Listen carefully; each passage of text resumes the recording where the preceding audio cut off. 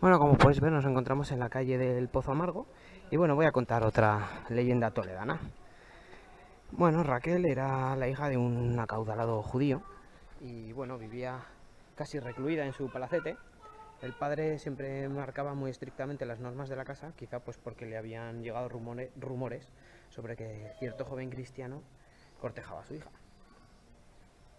Bueno, por las noches Raquel siempre esperaba impacientemente a Fernando, pero una noche algo se oyó entre la maleza del jardín y Fernando y Raquel se miraron sorprendidos y permanecieron mudos. Miraron a su alrededor inquietos, pero todo estaba en calma, no se atrevían aún a hablar. Pero se sonrieron y ella suspiró aliviada, pero de repente sintió cómo se escurrían entre sus dedos las manos de Fernando y le vio caer lentamente. Fernando yacía muerto en el suelo, una daga bien empuñada le había acertado mortalmente. Fue algún vigilante puesto por su padre y bueno, había concluido bien su trabajo. De un certero golpe por la espalda habían matado al joven cristiano. Bueno, pensaba así el padre que el honor estaba salvado y la ley intacta, y también que los rumores estaban acallados. Pero bueno, la amargura se apoderó de la joven y sentada sobre el pozo del jardín, Raquel pasaba largas jornadas de soledad. Sus lágrimas brotaban sin parar y se convertían en amargas hacia las aguas del pozo, que desde entonces sus aguas siempre supieron con un sabor amargo. Raquel miró al fondo del pozo y creyó ver la imagen de Fernando, extendiéndole los brazos, y bueno, Raquel no lo dudó y se abalanzó con su amado al fondo del pozo. Y bueno, esta es la trágica leyenda del Pozo Amargo. Y bueno, aquí tenemos supuestamente el pozo en el que cayó Raquel.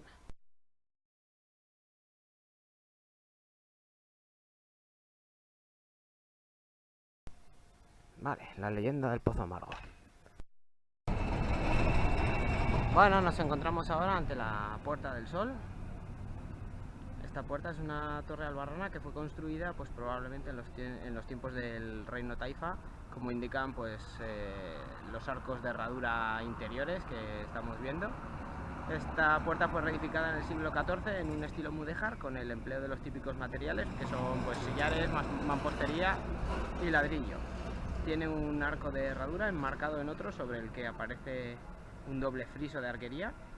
Y bueno, sobre el arco en el siglo XVI se añadió un relieve con el emblema de la catedral bajo la luna y el sol, que es lo que le da, por eso tiene ese nombre la puerta. Los matacanes, las guardas y las almenas dan un aspecto militar, pero bueno, su función fue más de un arco triunfal que defensivo. Contiene algunos elementos ajenos a su estilo, como son los restos de un sarcófago paleocristiano y un pequeño busto clásico. Y bueno, ahora vamos a acercarnos y vamos a atravesarla.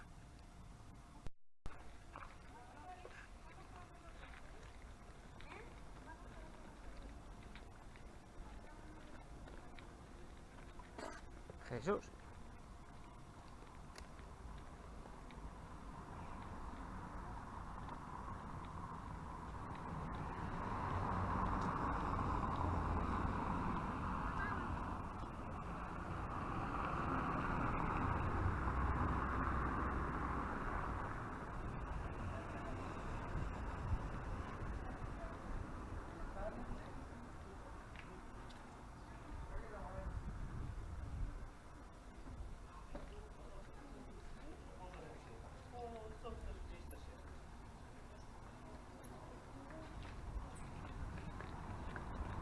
Y ahora vamos a verla desde el otro lado, desde lo que sería la parte interior de la ciudad.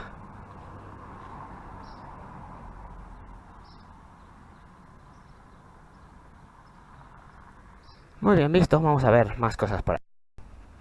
Bueno, pues acabamos de atravesar la Puerta del Sol y nos encontramos aquí con la Puerta de Alarcones. Esta, junto con la Puerta del Sol, pues conformó el acceso mejor defendido de la época islámica. Esta puerta carece de ninguna ornamentación, pero conserva un trabajo de sillería muy recompuesto en su parte baja, y en el arco pues combinando su forma de herradura y de medio punto. El cuerpo superior quedó desfigurado en el siglo XVII y se permitió reformar, y bueno, se reformó más adelante. Vamos a atravesarla igualmente.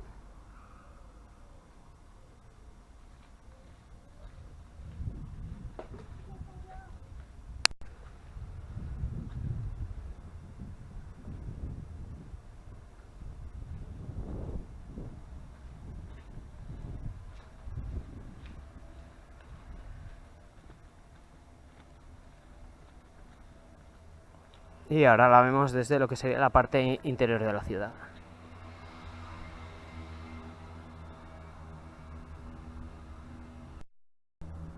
Y bueno, pues vamos a continuar viendo cosas.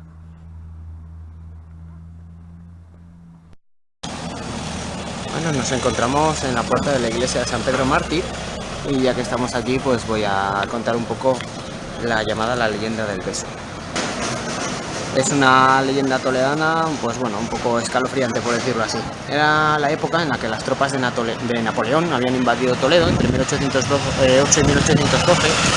Y bueno, muchos de los edificios históricos de la ciudad pues habían sido tomados por las tropas francesas pues como acuartelamiento, ¿no? Y fue precisamente aquí, en San Pedro Mártir, pues donde un grupo de soldados vivió una historia, pues eso, como digo, bastante escalofriante. Un capitán y su regimiento de dragones llegaron a la plaza de Zocodover, y allí pues había un soldado que era el encargado de acomodar, por decirlo así, a los recién llegados a la ciudad. Bien, el capitán fue informado del lugar en el que habían asignado su tropa, y al saber que se trataba de un convento preguntó si no había otro sitio más adecuado. Pero bueno, el alcázar estaba completo, incluso San Juan de los Reyes, entonces pues bueno, no le quedó más remedio que venir aquí. Entonces bueno, siguieron a su compatriota hasta este edificio, y una vez en la iglesia, pues debido al cansancio, todos los soldados pues se durmieron enseguida, sin tener en cuenta pues que había un montón de estatuas de mármol que se adivinaban bajo la luz de un farolillo. El capitán, sin embargo, pasó toda la noche en vela, y así se lo comentó después a todos sus compañeros. Todos ellos quisieron saber el motivo de su desvelo, y bueno, el grupo quedó totalmente sorprendido al conocer que todo era debido a la presencia de una mujer. Y fue una carcajada enorme cuando se enteraron de que el capitán desveló que en realidad se trataba de la estatua de una mujer. Esta estatua, que por las formas en las que la habían esculpido, debía haber sido una de las mujeres más hermosas de su tiempo. Y bueno, el soldado no paraba de describir la belleza de la figura de mármol. Incluso se mostraba celoso de una estatua de un caballero que acompañaba a la dama, y que según ponía en la inscripción se trataba del mausoleo donde descansaban los restos del cuarto conde de Fuensalida, Pedro López de Ayala, y la dama tan hermosa era su esposa Elvira de Castañeda. Bueno, todos los compañeros mostraron un gran interés por conocer por decirlo así, la enamorada del capitán, y esa misma noche pues decidieron ir a visitar esa sublime imagen. La reunión para ver esa imagen se convirtió prácticamente en una fiesta, ¿no?, de bienvenida, por decirlo así, del pues recién llegado regimiento, y se prolongó hasta bien tarde, mientras que todos los soldados charlaban animadamente. El capitán no paraba de contemplar a la bella dama sin atender a lo que sucedía a su alrededor. Este capitán lo que hizo fue coger una copa de vino, y en vez de bebérsela, lo que hizo fue dirigirse a la estatua del conde, irónicamente agradeciéndole que pudiera galantear con su esposa, y después, lleno de rabia y de vino, lo escupió sobre esta figura, la de Pedro de Ayala. Sus compañeros intentaron calmarle, pues porque estaban viendo que se encontraba fuera de sus casillas, y al fin y al cabo solo era una estatua de mármol. Pero el capitán solo tenía ojos para la figura de Elvira de Castañeda, y sin poder resistirse a los encantos de una mujer que a él le estaba pareciendo ya de carne y hueso, pues intentó acercar sus labios a los de la escultura. Y bueno, la locura se apoderó ya de tal forma que ninguno de sus compañeros se atrevió a mover un dedo, salvo uno que le aconsejó tímidamente que dejase en paz a los muertos. Pero el oficial seguía en su empeño y quiso robarle un beso a su amada, pero nunca llegó a conseguirlo, puesto que en ese momento el pesado brazo de mármol del conde se levantó y cayó de plano en la cabeza del capitán, que se desplomó. Y bueno, sus amigos fueron corriendo, pero ya vieron perplejos cómo sangraba abundantemente por la boca y la nariz, y nadie se atrevió a moverlo, puesto que ya estaba muerto. Y bueno, esta es la leyenda del beso, que se supone que ocurrió en el interior de este edificio. Y bueno, este convento dominico, trasladado en 1407 desde su ubicación extramuros a este edificio, que son las casas donadas por doña Guiomar de Meneses. Posteriormente se hicieron transformaciones y ampliaciones que lo transformaron en uno de los espacios religiosos más grandes de la ciudad. Como nota curiosa decir que en esta iglesia fueron enterrados el poeta Garcilaso de la Vega y su padre también. También llegaron a esta iglesia sepulcros procedentes del desaparecido convento del Carmen Calzado de los señores de Fuensalida, los condes de Mélito y los de Cifuentes. Los señores de Fuensalida inspiraron la leyenda que acabo de contar, la leyenda del beso, de Gustavo Adolfo Bécquer. Y bueno, fue el convento en su época de mayor esplendor y llegó a extenderse a lo largo de las calles de San Clemente y San Pedro Mártir, e incluso pasar por encima de la calle con un cobertizo de 2 tramos o, vamos, un pasadizo.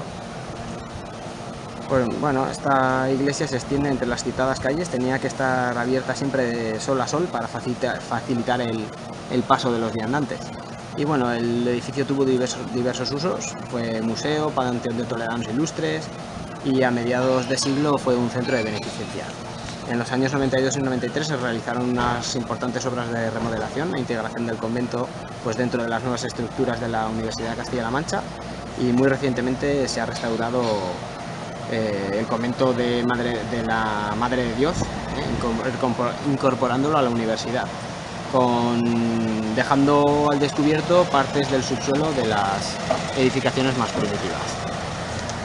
Y bueno, pues nada, ahora vamos a entrar y ver un poquito por dentro. A ver. Espero que os guste.